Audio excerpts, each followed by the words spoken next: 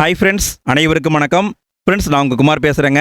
இன்றைக்கி நம்ம என்ன பார்க்க போகிறோம்னா, 8ஆம் வகுப்பில் வரலாறு பகுதியில் வர்த்தகத்திலிருந்து பேரரசு வரைங்கிற ஒரு பாடம் இருக்குது. இந்த பாடத்திலேருந்து லைன் பை லைன் கொஷின் பார்க்க போகிறோம். ஒவ்வொரு வரியையும் ஒரு கேள்வியாக மாற்றி கொண்டு வந்திருக்காங்க. ஸோ வீடியோவை முழுமையாக பாருங்கள் ஃப்ரெண்ட்ஸ். மொத்தம் 60 கேள்வியை மட்டும்தான் நம்ம பார்க்க போகிறோம். ஏன்னு கேட்டிங்கன்னா, இந்த பாடம் ரொம்ப பெரிய பாடங்க. கிட்டத்தட்ட 250 கேள்விகளுக்கு மேலே வரும். அவ்வளோ கேள்வியெல்லாம் உங்களால் ஒரே வீடியோவில் கவனிக்க முடியாது.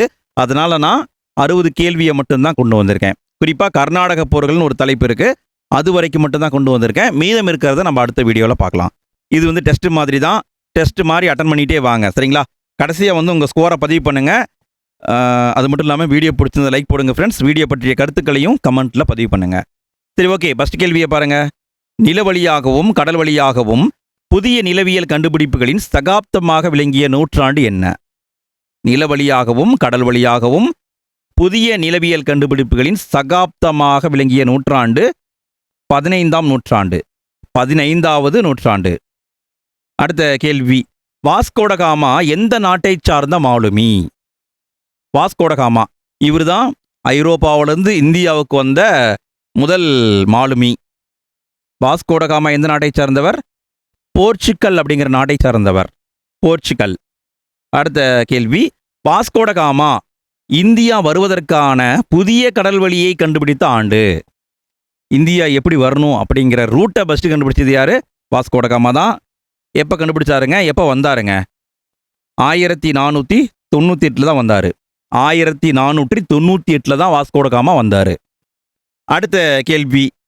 எந்த வெற்றிக்கு பின்னர் ஆங்கில கிழக்கிந்திய கம்பெனியின் ஆட்சி இந்தியாவில் வலுவடைந்தது?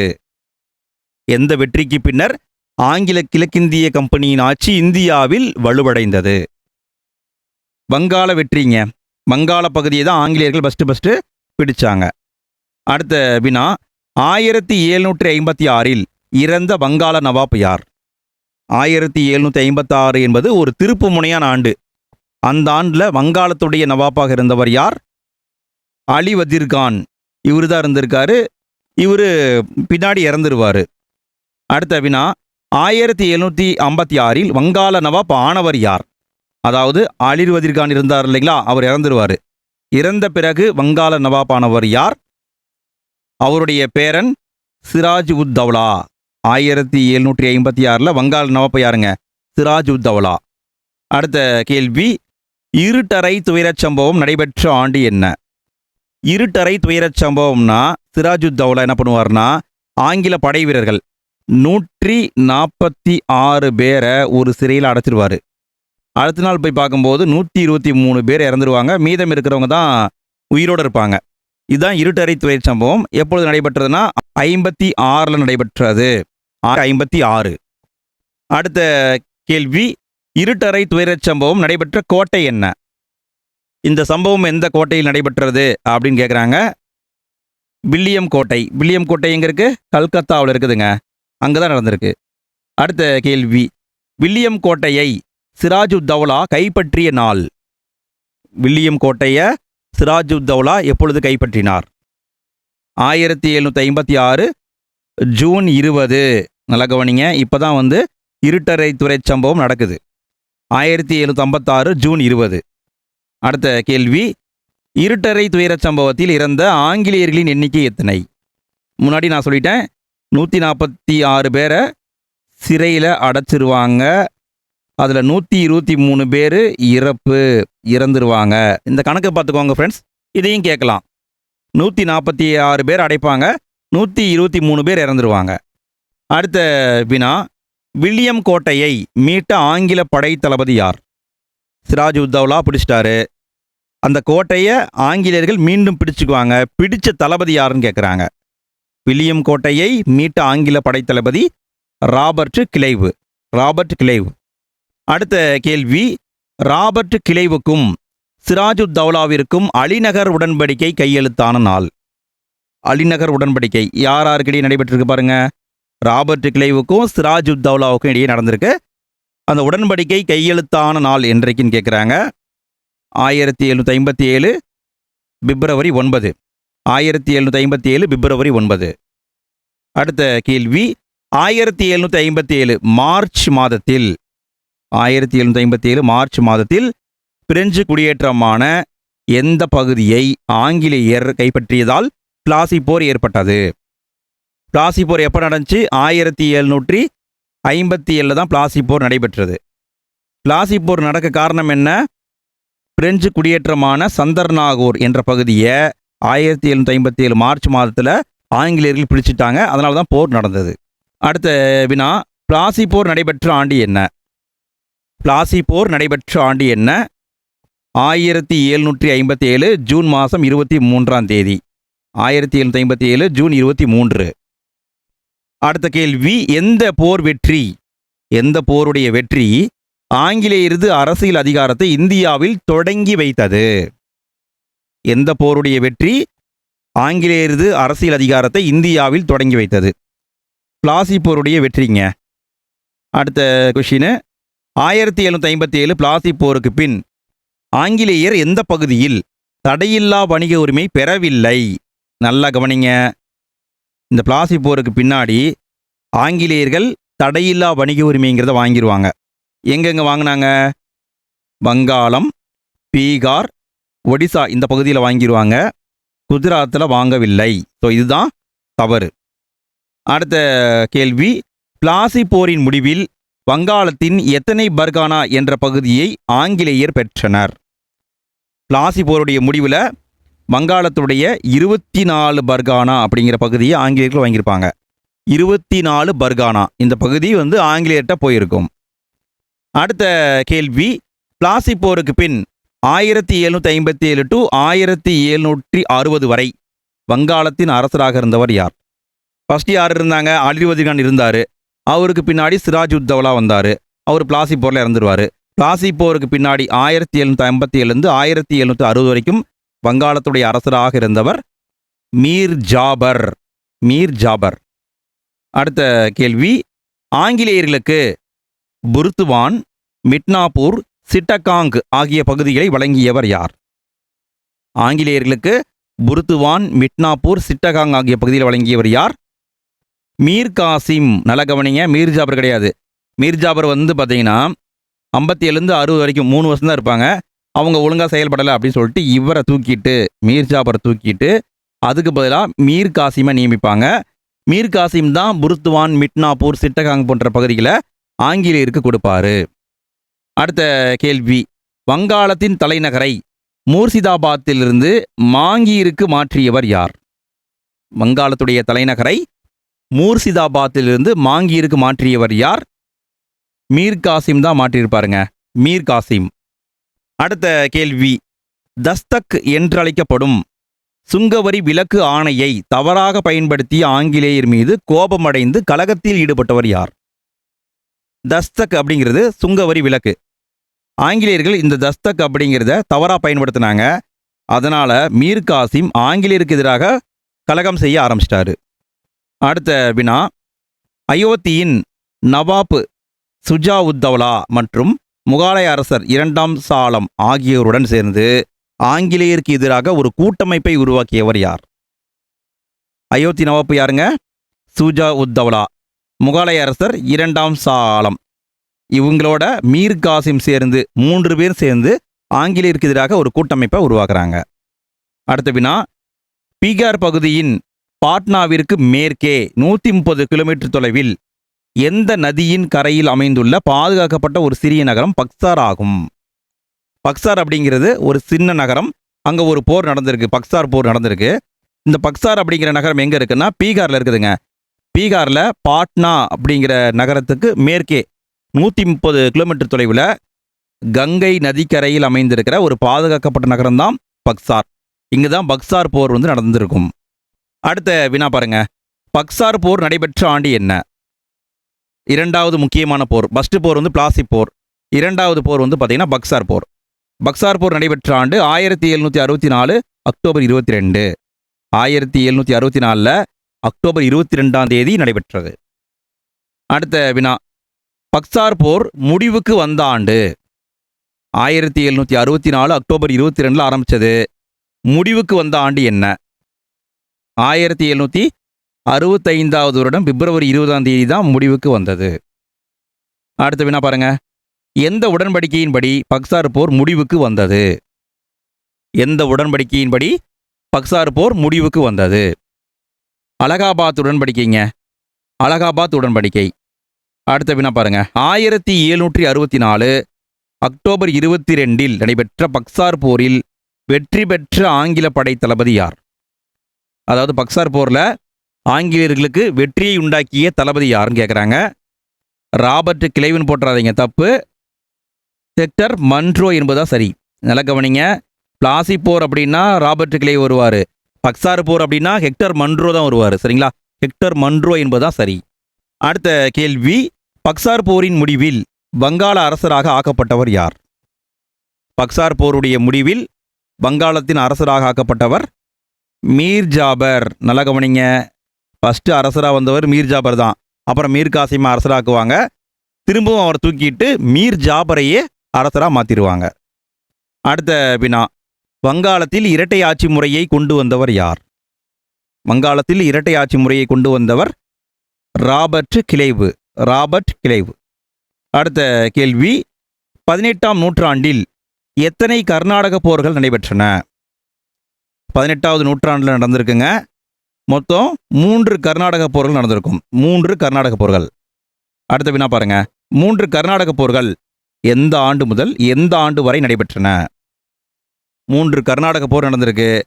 18வது நூற்றாண்டில் நடந்திருக்கு. எப்போ இருந்து எப்போ நடந்ததுங்க? 1746 ஆரம்பித்து 1763 வரைக்கும் நடந்திருக்கு. 46லேருந்து 63 வரைக்கும் நடந்திருக்கு. அடுத்த வினா. முதல் கர்நாடக போர் நடைபெற்ற ஆண்டு என்ன? முதல் கர்நாடக போர் 2 வருஷம் தான் நடந்திருக்குங்க. 1746 ஆரம்பித்து 1748 வரைக்கும் 2 ஆண்டுகள் மட்டும் நடைபெற்றிருக்கும் முதல் கர்நாடக போர். அடுத்த வினா பாருங்க. முதல் கர்நாடக போர் ஏற்பட காரணம் என்ன? 2 வருஷம் நடந்துச்சு. 46 ஆரம்பித்து 48 வரைக்கும் நடந்துச்சு. முதல் கர்நாடக போர் ஏற்பட காரணம் என்னங்க? ஐரோப்பா மற்றும் ஆஸ்திரியாவில் ஏற்பட்ட வாரிசுரிமை போர். ஐரோப்பாவிலும் ஆஸ்திரியாவிலும் வாரிசுரிமை போர் நடைபெற்றது. ஆஸ்திரேலியா கிடையாது. ஆஸ்திரியாங்கிறது ஐரோப்பாவில் இருக்கிற ஒரு நாடு. அங்கே வாரிசுரிமை போர் ஏற்பட்டிருக்கு. அடுத்த வினா பாருங்க. அடையாறு போர் நடைபெற்ற ஆண்டு என்ன? இது எக்ஸாம்பிள் எப்படி கேட்கலாம்னா, இந்த அடையாறு போர் என்பது எந்த கர்நாடக போரோடு தொடர்புடையதுன்னு கேட்கலாம். முதல் கர்நாடக போரோடு தொடர்புடையது. சரிங்களா? அடையாறு போர் எப்போ நடந்ததுங்க? 1746 நடந்தது. 1746. அடுத்த வினா பாருங்க. சென்னையின் அடையாறு நதிக்கரையில் அமைந்துள்ள சாந்தோம் என்ற இடத்தில் பிரெஞ்சு படையை எதிர்த்து போரிட்ட கர்நாடக நவாப் யார்? சென்னையில் அடையாறுங்கிற ஆறு இருக்கு. அந்த ஆறுடைய நதிக்கரையில் சாந்தோம் அப்படிங்கிற இடம் இருக்கு. அங்கே பிரெஞ்சு படையை எதிர்த்து போரிட்ட கர்நாடக நவாப் அன்வாருதீன். அன்வாருதீன் அவர் தான் எதிர்த்து போரிட்டு இருப்பாரு. அடுத்த கேள்வி பாருங்க. மாபூஸ்கான் தலைமையிலான மிக வலிமை வாய்ந்த நவாப்பின் படையை தோற்கடித்த பிரெஞ்சு தளபதி யார்? எங்கே நடந்ததுன்னு முன்னாடியே பார்த்தோம். அடையாறில் நடந்தது. சாந்தோம் என்கிற இடத்துல நடந்தது. அந்த இடத்துல நவாப்புடைய படை தளபதி மாபூஸ்கான். மாபூஸ்கான் படையை தோற்கடித்த பிரெஞ்சு தளபதி யாரு அப்படின்னு பார்த்தீங்கன்னா கேப்டன் பாரடைஸ். Captain Paradise. அடுத்த வினா பாருங்க. நன்கு பயிற்சி பெற்ற ஐரோப்பிய படை இந்திய படையை வெற்றி பெற்று தங்கள் மேலாண்மையை நிலைநாட்டிய முதல் நிகழ்வு எந்த போரில் நிகழ்ந்தது? நன்கு பயிற்சி பெற்ற ஐரோப்பிய படை. ஐரோப்பிய படை நல்லா ட்ரைனிங் எடுத்த படை. அந்த படை இந்திய படையை வெற்றி பெற்று அவங்களுடைய திறமையை நிலைநாட்டிய முதல் நிகழ்வு எந்த போர் நடந்தது? அடையாறு போரில் தான் நடந்தது. 1746. அடுத்த வினா பாருங்க. முதல் கர்நாடக போர் எந்த உடன்படிக்கையின்படி முடிவுக்கு வந்தது? 2 வருஷம் நடந்துச்சுங்க. அதில் முக்கியமான நிகழ்வுன்னு பார்த்தீங்கன்னா அடையாறு போர் தான்.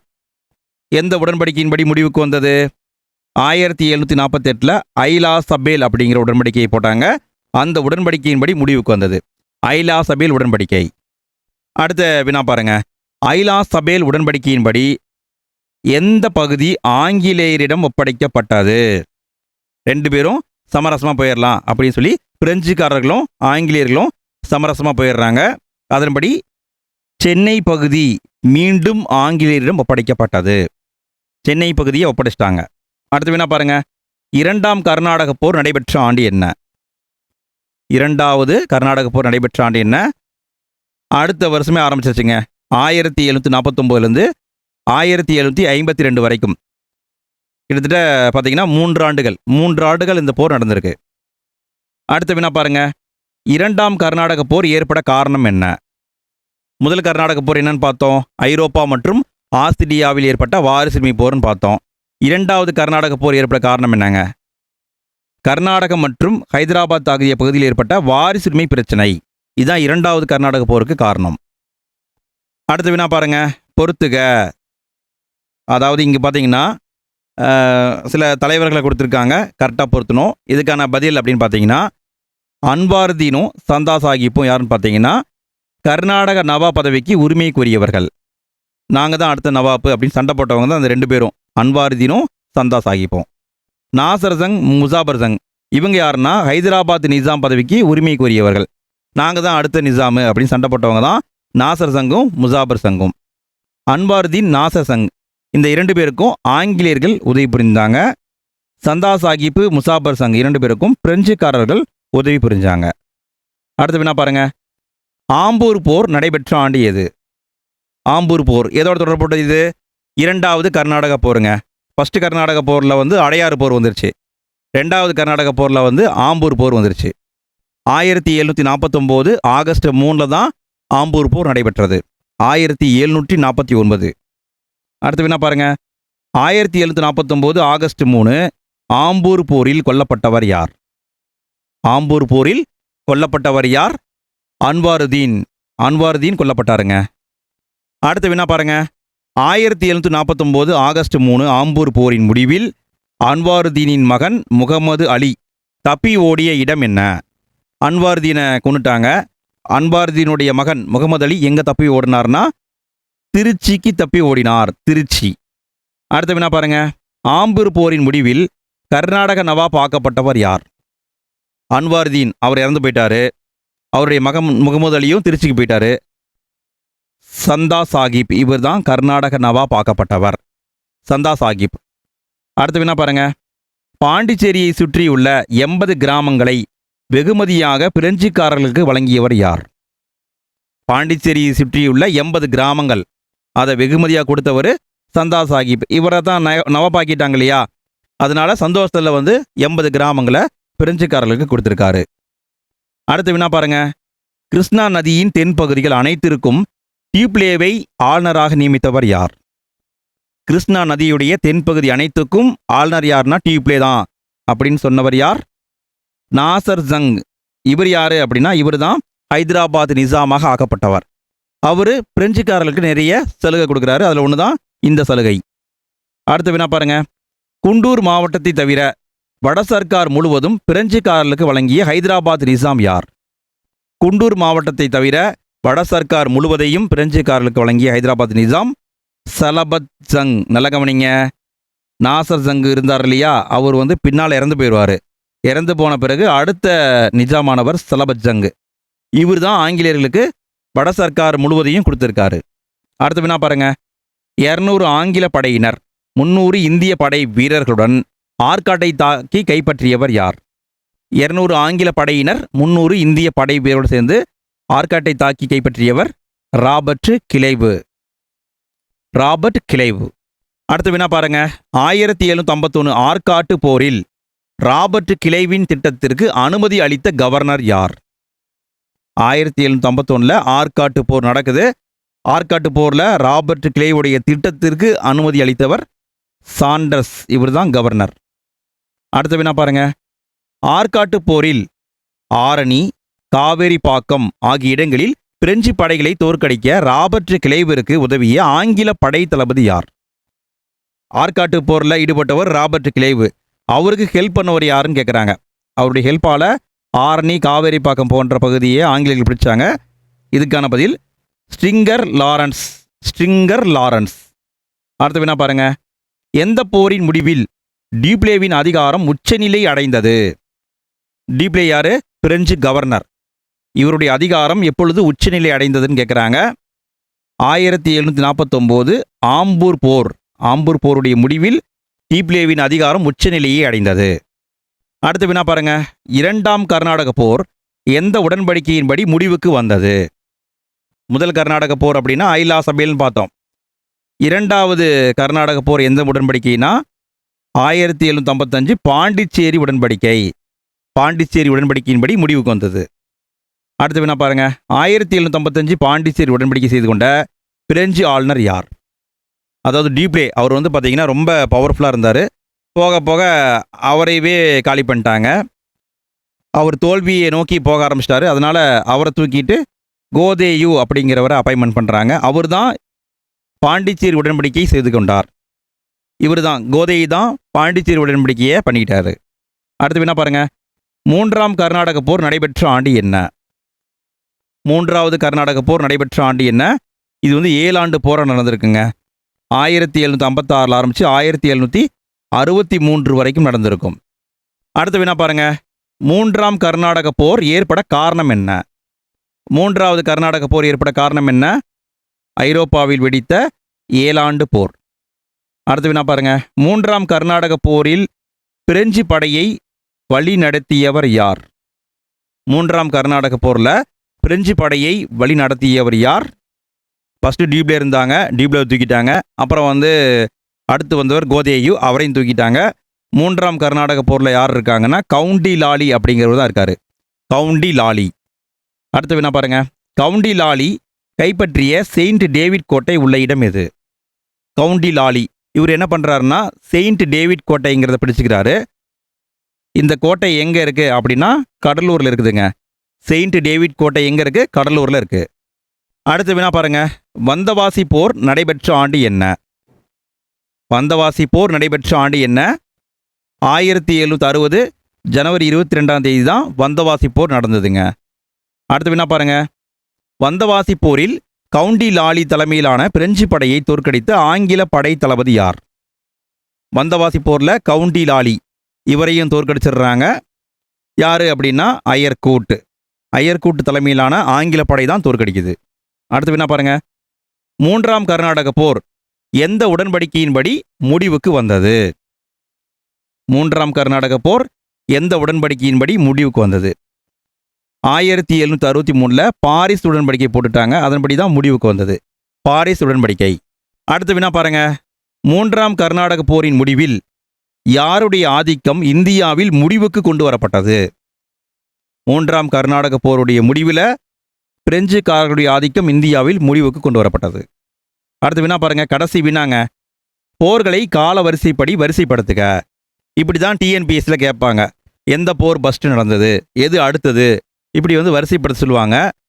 ஃப்ரெண்ட்ஸ், வீடியோ பிடிச்சிருக்குது, யூஸ்ஃபுல்லாக இருக்குதுன்னா மறக்காமல் லைக் போடுங்க. ஃப்ரெண்ட்ஸ், நிறைய பேர் வீடியோ பார்க்குறீங்க, லைக் போட மறந்துடுறீங்க. லைக் பண்ணுங்கள், உங்கள் ஃப்ரெண்ட்ஸ்க்கும் ஷேர் பண்ணுங்கள். உங்களுடைய கருத்துக்களை மறக்காமல் கமெண்ட்டில் பதிவு பண்ணுங்கள். இதனுடைய கண்டினியூட்டியை நான் நாளைக்கு போஸ்ட் பண்ணுறேன். நாளைக்கு வந்து மீதம் இருக்கிற டாப்பிக்கை படிச்சுட்டு வந்துடுங்க. அடுத்த வீடியோவிலையும் ஒரு 60-70 கேள்வியை பார்க்கலாம். சரிங்களா? இதுக்கான பதில் பார்த்தீங்கன்னா, பிளாசி போர் 1757, பக்சார் போர் 1764, அடையாறு போர் 1746, ஆம்பூர் போர் 1749, ஆற்காட்டு போர் 1751, வந்தவாசி போர் 1760. சரியாக தான் பொருத்தப்பட்டிருக்குங்க. ஓகே ஃப்ரெண்ட்ஸ், இன்றைய நாள் இனிய நாளாகவே வாழ்த்துக்கள். இதனுடைய கண்டினியூட்டியில் நம்ம மீண்டும் சந்திப்போம்.